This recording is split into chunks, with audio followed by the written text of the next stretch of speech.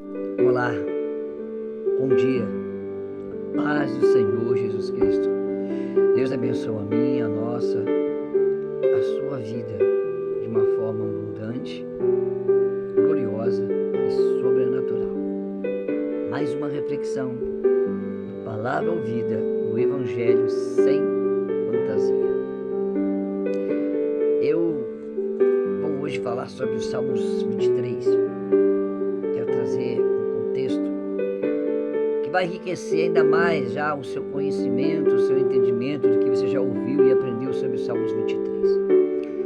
As mais diversas linhas de pensamentos, linhas de teses sobre o Salmo 23. O Salmo 23 é o Salmo de Davi. A data, não se sabe se ele escreveu isso quando pastoreava ou numa data futura, depois, que já era um rei, que ele lembrou o quanto a vida de pastoreio trouxe para ele o treinamento de guerra. Porque Davi foi um dos maiores, foi o maior, dentro do povo judeu, dentro dos hebreus, dos judeus, dos israelitas, o maior rei, o rei mais poderoso em guerra, o rei mais poderoso com espada em punho e escudo no braço. Não teve como o rei Davi, não. E ele não teve todo um treinamento bélico de soldado, não. Ele demonstrou sua destreza como guerreiro, derrotando o gigante numa situação que surgiu quando ele foi levar marmita para os seus irmãos guerreiros. O seu treinamento foi como pastor de ovelha. Pastor de ovelha era algo que era anciões, idosos que faziam, ou moços, mancebos. Geralmente, sempre dois. Quando era um ancião e um mancebo. Quando era um jovem e uma moça. Porque, erroneamente, por algum mistério de Deus, porque as coisas grandes, profundas e sobrenaturais são ocultadas aos sábios, mas são reveladas aos pequeninos que confiam e buscam o Senhor. E me atrever a dar uma revelação exata, uma revelação 100% ali, não. As coisas de Deus são multiformes. Elas abrem um leque interminável de teses e revelações de uma forma proposital, para que possamos então conhecer, aprender e buscar e sermos mais íntimos do Pai. Mas enfim, o trabalho de um pastor não era tão simples quanto se pensa. Certo pastor que esteve em Israel já por diversas vezes, conhecendo alguns beduínos árabes, homens que cuidam de ovelhas, que vivem até hoje.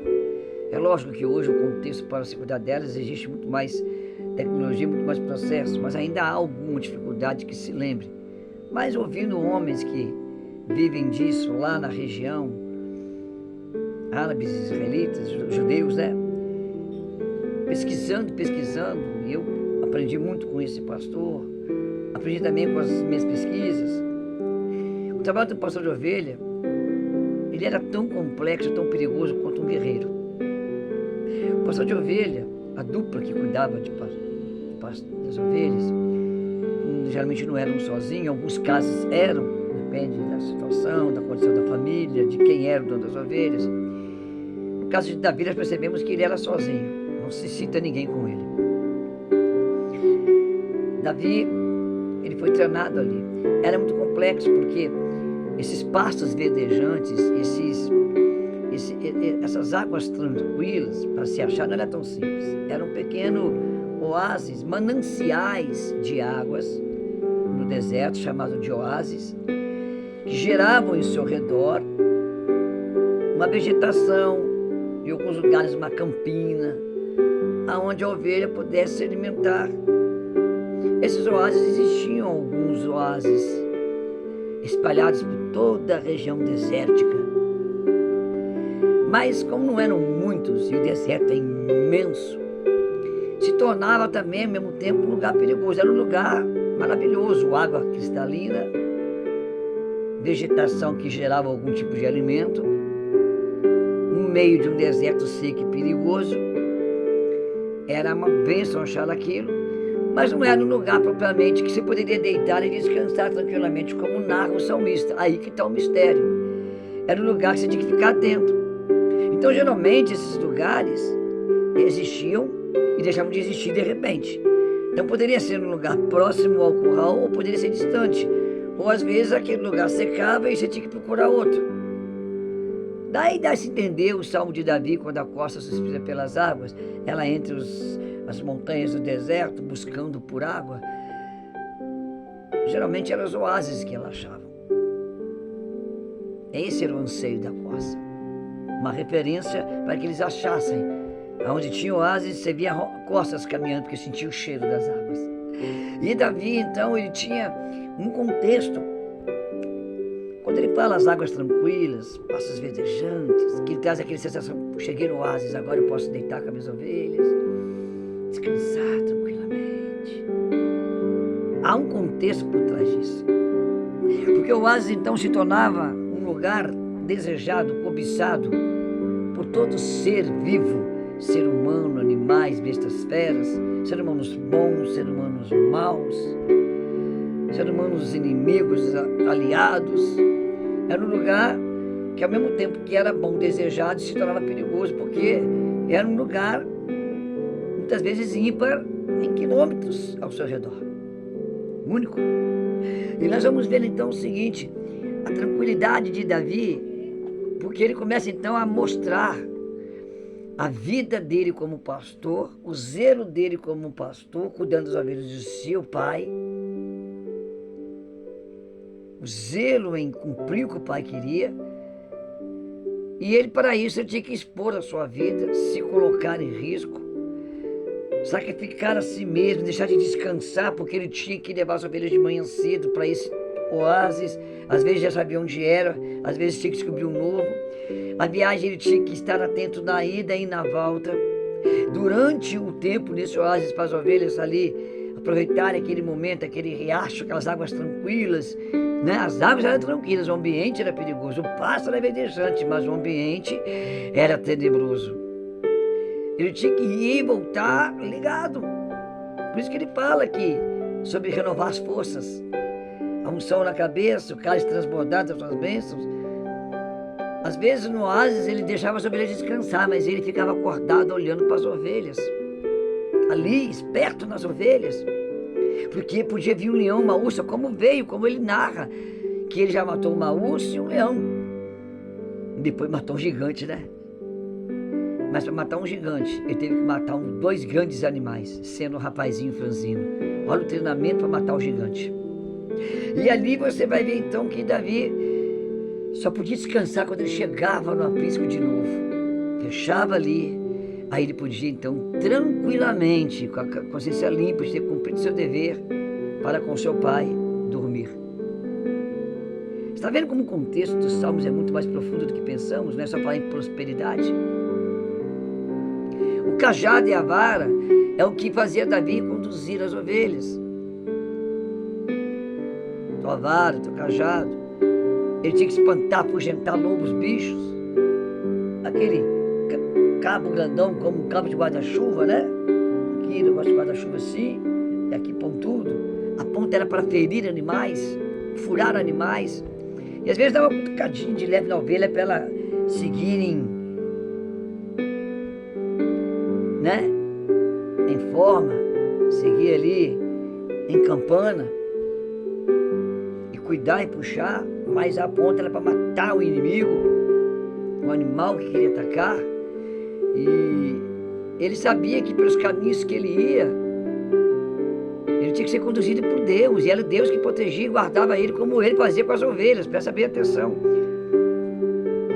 E aí então nós vamos ver um Davi vendo Deus com ele, como ele era com as ovelhas, mas na diferença que Deus onisciente, onipresente, onipotente, um Deus poderoso, soberano, que está acima de todos os céus, o lugar mais alto que se pode estar, mesmo sendo um ser espiritual, e nenhum outro ser pode estar onde ele está.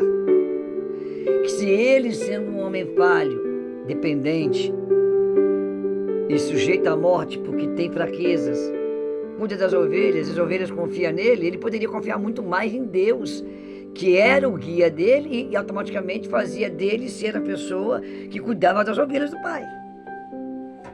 Pronto. Isso aí é o contexto do Salmos 23, os perigos. Chega no oásis, tinha ladrões, os ratos do deserto. O que são esses? Os ratos de verdade. São ladrões, assaltantes. Tinha os mercadores de escravos, que era um perigo. Podiam ter lá, matar as ovelhas dele, pegar as ovelhas dele, pegar Davi e vender Davi como escravo. Tinha exércitos. Na época de Davi, Israel estava em guerra com os filisteus e os gigantes que estavam aliados com os filisteus. Então ele podia encontrar com inimigos nesses oásis que eram procurados também pelos exércitos dos oásis. Então todos os perigos eram iminentes. Preparar um banquete diante dos inimigos quando ele chegasse lá, as ovelhas comeriam daquele pasto, beberiam daquela água, diante de tantos eminentes perigos, e não aconteceria mal algum. É isso que Deus está falando. É isso que Deus está falando, literalmente nesse sentido. Temos que buscar intimidade e aprender mais sobre o Salmo 23. É isso aí. Aplicando a nossa vida. Nós perdemos muito por medos. Davi só se tornou quem foi porque ele não teve medo de nada desde o início, mesmo em sua experiência. Ele ousou pela confiança que ele tinha em Deus, a intimidade que ele tinha com Deus, porque aquela função que às vezes nem era o que ele queria ser guerreiro como os irmãos, mas ele cumpriu com excelência até o que ele não queria, em obediência ao seu pai humano, em temor ao seu pai celestial. E ele não temeu, ele ousou um pouco que lhe foi dado, mas que era um pouco perigoso, e o tornou ele o guerreiro que ele foi, o rei temido de espada que derramava sangue que ele foi. Ele chegou no grande, através de um suposto pequeno que não era nada, sendo fiel e honrando. Não teve medo, a intimidade que ele tinha com Deus gerou nele uma ousadia e uma confiança. A unção de Deus estava sobre ele, que o capacitou, o óleo, e o cálice dele transbordava das maravilhas, dos milagres que Deus fazia constantemente com ele, porque ele via coisas lindas que as pessoas não sabiam. Eram lobos, leoas, leões, eram inimigos, eram ladrões, salteadores, eram muitos perigos que ele enfrentava nessas viagens até os oásis, para cuidar das ovelhas, tosquiar, tirar leite, pôr para procriar e tudo. Então, a unção estava sobre ele, o capacitando. O transbordar do cálice era o efeito dessa ousadia, dessa unção, que o dava a ele condições de ter uma experiência profunda, íntima, ímpar, unificada com Deus. E fez de Davi o Davi dos Salmos 23, o Deus da providência, o Deus do socorro, o Deus do cuidado, o Deus zeloso. E aí você vai também ir para o Deus Pai, Jesus Cristo, que veio cuidar de nós, o rebanho do Pai, tão zeloso que ele foi para o matadouro como ovelha muda. Foi para o matadouro como ovelha muda, para que ele tivesse que cumprir a sua missão com as ovelhas do Pai. Ele abriu mão da coroa, do reinado, do poderio, da espada, para cuidar das ovelhas, e ele orou João 17, que ninguém se perdeu no seu filho da perdição, para que se cumprisse a escritura, que ele falava do Judas Iscariote. Então o que quer dizer isso? Temos que cumprir nossa função. Essa mensagem é para Davi, é para mim, para você, mas já é uma profecia também sobre Deus enviando seu filho para morrer como ovelha muda, em lugar das suas ovelhas, para que todas as ovelhas ficassem vivas. Então, essa mensagem do Salmos 23 essa manhã, essa revelação, você já está navegando aí, o Espírito Santo está te dando discernimento, você está viajando nessas palavras, você está compreendendo o que Deus está falando. Perdemos muito por não ousar, e nós não ousamos por não ter intimidade com Deus. Somos privados de maravilhas, somos privados do nosso cálice transbordar, da unção de Deus, porque não nos expomos, não nos colocamos à disposição. Por isso que a gente está perdendo. Temos que ousar. E a intimidade de Davi com Deus fez ele crer e enfrentar todos os perigos com veemência, com confiança, com entrega. E ele chegou a se tornar o maior rei da história de Israel até hoje. Porque ele começou por uma vida de comunhão, ele começou por uma vida de intimidade, ele começou por uma vida de relacionamento com Deus. Isso proporcionou, condicionou ele a acreditar naquilo que ele não poderia fazer, naquilo que ele não alcançaria, naquilo que ele não teria nenhuma condição moral, espiritual, até mesmo física, literalmente dizendo, de fazer. Mas a unção que estava sobre ele transbordava o cálice. O Espírito do Senhor é um espírito de ousadia, e não de timidez, e não de temor, e não de medo. Ele está falando nesse sentido de ousadia para lidar no mundo de lobos, nós sendo ovelhas. Somos ovelhas em meio a um covil de lobos. E essa unção cálice transbordava fazia com que Davi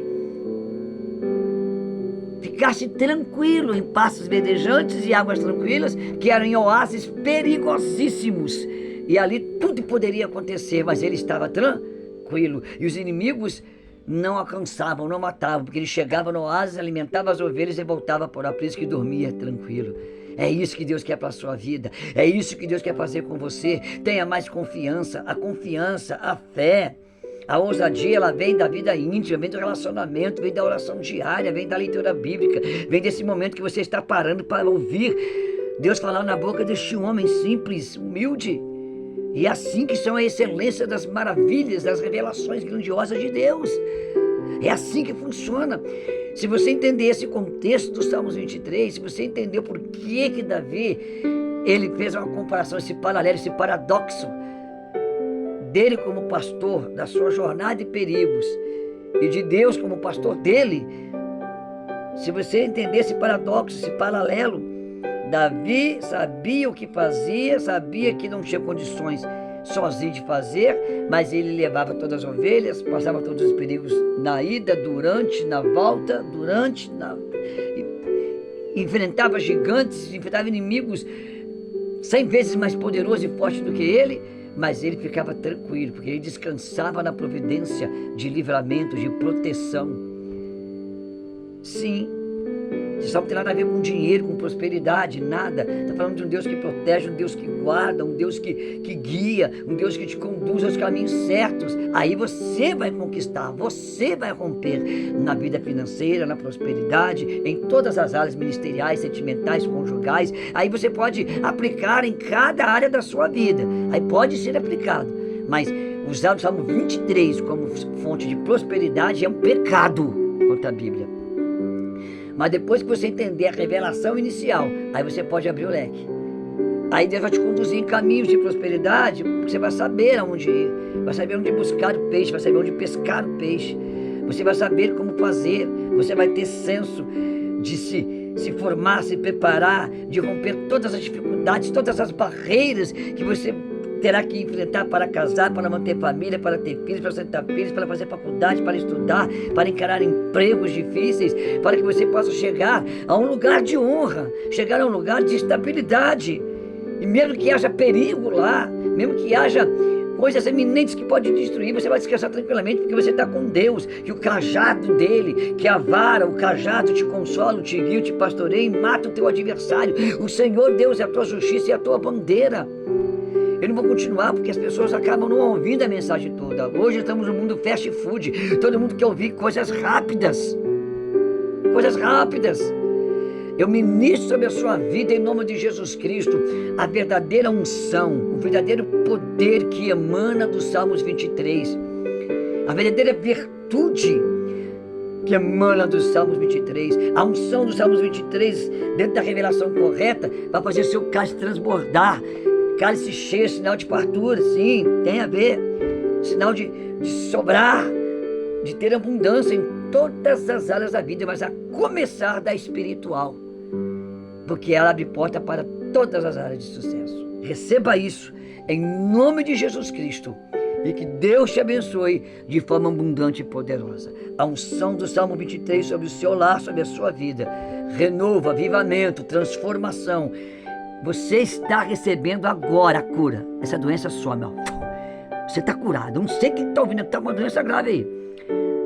A sentença é morte, mas eu estou apagando em nome de Jesus e dizendo, agora é vida.